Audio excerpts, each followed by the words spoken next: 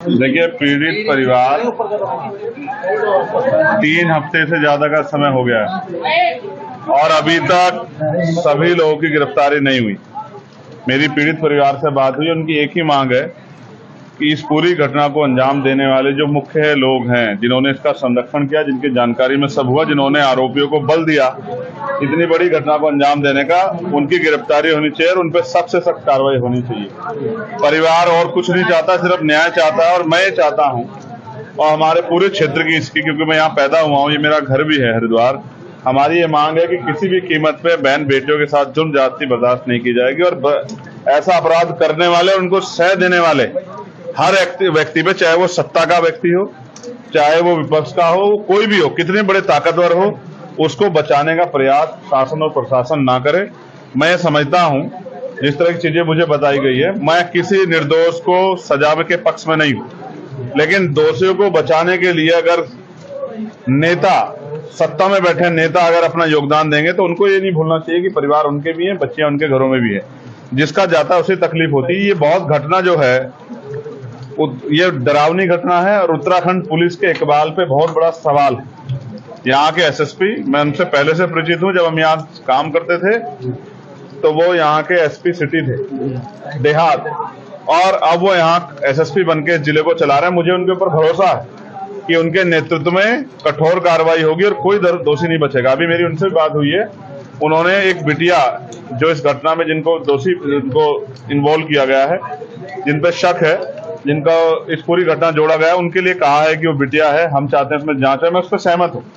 मैं नहीं चाहता किसी बच्चे के साथ कोई इस तरह का वो घटना हो, उसकी पूर्ण जांच हो जाए। लेकिन मुख्यमंत्री जी का 2 दिन पहले का बयान है, SC/ST एक्ट में जितने भी मुकदमे हैं और जितने भी उसमें आरोपी, पहले तत्कालिक उनकी गिरफ्तारी होनी चाहिए। जिस तरह से वो ताकतवर लोग बाहर रह के इस परिवार को डराने काम कर रहे हैं और बच्चियों में और पूरे दलित समाज में क्षेत्र के डर का माहौल है, जिस तरह से वो जो है इनको प्रलोभन और न्याय को प्रभावित करने का काम कर रहे हैं, ये सब अगर उत्तराखंड पुलिस की नाक के नीचे हो रहा है तो ये बड़ा सवाल खड़ा कर रहा है। कहीं ना कहीं संरक्षण सत्ता का अपराधियों को है। मैं मुख्यमंत्री से मांग करता हूं, मैं यहाँ के सीनियर अधिकारियों से मांग करता हूं कि अपनी जिम्मेदारी का निर्वहन करें। मुझे आशा थी कि उत्तराखंड के मुख्यमंत्री अभी यहाँ मंगलौर में चुनाव था, यहाँ आए थे, मुझे आशा थी कि वो यहाँ आके इस परिवार का दुख बांटेंगे।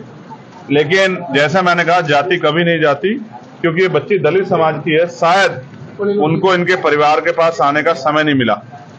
चुनाव में उनके लोग बहुत घूमे वोट मांगने के लिए, यही सच है और इसे हमारे लोगों को भी समझना चाहिए।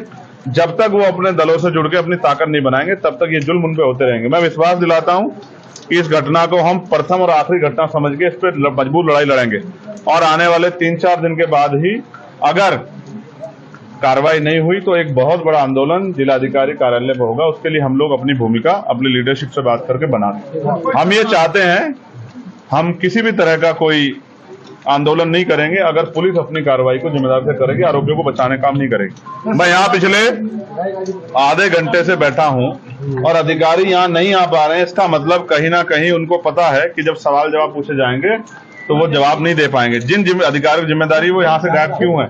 वो इसलिए गायब है क्योंकि उनको पता है कि वो अपनी ड्यूटी से धोखा कर रहे हैं, अपने कर्तव्य धोखा कर रहे हैं, इसलिए वो यहाँ से गायब है।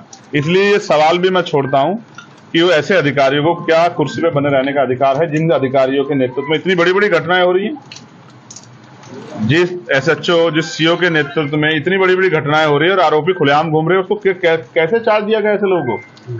तो ये बात इस बात को स्पष्ट करती है कि कहीं ना कोई दबाव है। इस दबाव के कारण किसी बेटी को न्याय न मिले, ऐसा देवभूमि में नहीं होना चाहिए, ऐसा मेरा विश्वास। मुझे उम्मीद है मुख्यमंत्री भी इस घटना का संज्ञान लेंगे और जो आरोपी फरार है, पुलिस उनको जल्दी गिरफ्तार भी करेगी, ऐसा मेरा विश्वास। की आर्थिक मदद की ये सरकार का काम है। अगर हर चीज के लिए मांग करनी पड़ी तो जब वो जनता से वोट मांगने आते तब उनको शर्म क्यों नहीं आती? ये तो उनको खुद देखना चाहिए कि वो माँ के लिए किस तरह मजदूरी करके अपना पेट पाल रही है। सरकार की जो योजनाएं जिन पे अपनी पीठ थपथपाती है, वो जमीन पे है भी या नहीं, इसका जवाब भी सरकार को देना चाहिए। संसद में बड़ी बेबाकी से आप अपनी बात रखते हैं क्या? वहाँ भी अगर लापरवाही हुई तो सेशन आ रहा है, बजट सेशन, मैं पुरजोर कोशिश करूंगा कि इतनी जो विभत्स घटनाएं घटी है और जिस तरह से अधिकारियों ने इस पर लापरवाही बरती है, इसको मैं पुरजोर तरीके से पार्लियामेंट में उठाऊं और इन अधिकारियों को वहीं पार्लियामेंट में ही अध्यक्ष जी से कह के बुलवा के इनसे सवाल जवाब हो, इनसे पूछा जाए कि ये आपको पर्याप्त तनख्वाह मिल रही है, पर्याप्त सुविधा हो रही है, फिर भी न्याय क्यों नहीं कर रहे हो, फिर भी आरोपियों का संरक्षण हो रहा है, फिर उसमें कार्रवाई क्यों नहीं कर रहे, इसका जवाब इनको देना पड़ेगा।